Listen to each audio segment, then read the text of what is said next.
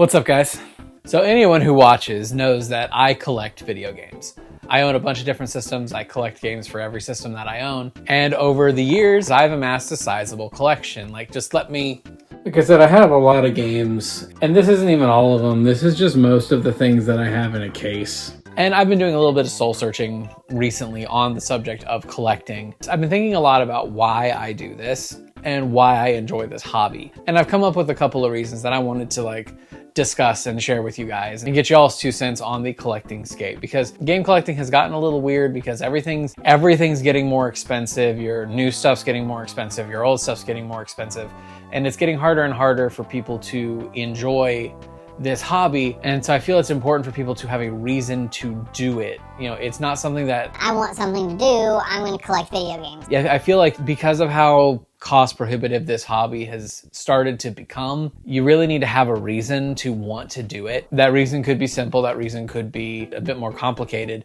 But I've been doing some soul searching about it, and I have found my reasonings why I like to collect games, both retro and more modern stuff. And I've come up with a few reasons why I like to do it. My reasonings are probably shared with a lot of you out there. I still would like to discuss my own personal stance on it, and I'd love for you guys to share your stances on it as well in the comments. I think the most important and most obvious one as to why I've chosen to collect video games is that I am myself a gamer. As you can see back there, I have a tower of consoles that I've been collecting over the years and have been enjoying and using pretty much everything that I've owned. I know there's some argument that you can be a collector of something and not enjoy the medium itself, you know, the shelf collectors as they are sometimes called. But I enjoy losing myself in these stories. I enjoy experiencing all of these different lives and tales and adventures that other people have created. And it's something that I love to be able to sit on my little couch here and enjoy and really immerse myself in. And that could be anything from the smaller tales like the recent game Stray, the complex puzzling of something like Tunic, the tragic tales of Fragile Dreams, or the uplifting heroic adventures of The Legend of Zelda. These adventures are all something that I love to experience, and I love that I'm able to experience them in this medium because it's something we as normal people wouldn't really be able to experience, you know? I can't discuss the subject of collecting without touching on the subject of preservation. I did a video about that a long time ago. The idea of all of these games only existing in this medium, legally at least, or all of these games sort of being lost to time because they are stuck on these consoles and there's no official ways for us to enjoy them anymore is a little depressing. And so to be able to experience them, you have to have these physical mediums, you have to have these old consoles, you have to experience them the way they were intended because that's the only way you can. There are several games that are kind of just lost to time now because the cartridges, the discs, they all start to wear down over time. And there are some games that are lost to time already, and there's definitely going to be some more that will be in the future. But the older these systems get, the less and less likely that these physical options are going to be an option. I'm sitting here editing this video and I realize I never actually said why physical collecting is good for preservation. It's because it puts these physical copies in the hands of somebody who's going to actually take care of them and appreciate them and do whatever is needed to make sure that they don't wear down and are still fully functional. That's the point I was trying to get to.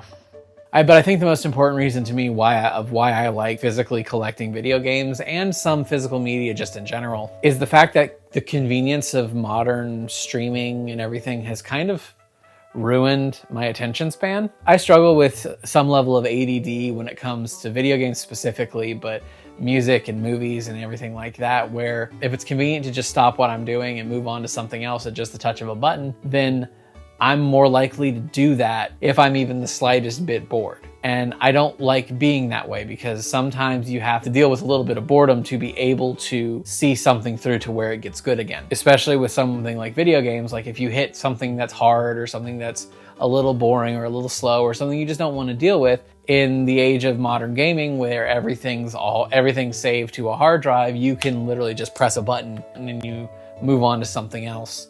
And I don't like doing that. So having the physical media and having to actually get up from my chair to go over to the console to swap out a disc or put in a different cartridge, just the act of having to do that, any little bit of annoyance that I can put in the way of moving on to something else is going to make me more likely to be able to stay seated and actually finish what I started. Like I've been playing through Fire Emblem The Binding Blade recently. I've hit chapter 14 and it's irritating the ever-loving crap out of me. And because that game was never released here in the States, I'm having to do it through the E-word, and it's very easy to just get frustrated and move on to something else. Whereas if I were actually playing the cartridge, I would have to change it out and put something else in. And does that make sense? Like, just that little bit of friction that's created by having to change out cartridges or change out discs, or God help me, change out systems. It makes it a lot easier to stay focused on what I'm actually trying to do, because the thought of having to get up and change something out is a lot less enticing than just sitting down and trying again. Like, am I making sense? I felt like I just rambled on a little too long about this subject, but I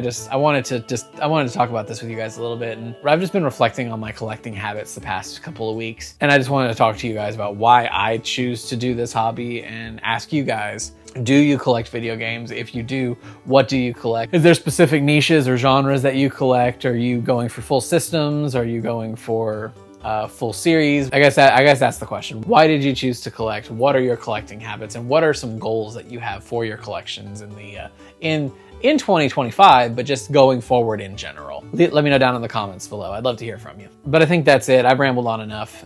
Thank you guys so much for watching this video. If you liked the video, make sure to hit that like button down below. And if you like what I do here, hit subscribe, because it helps me out a lot. But I think that's going to be it for me. Thank you guys so much for watching, and I'll see you in the next one. Have a good one, y'all.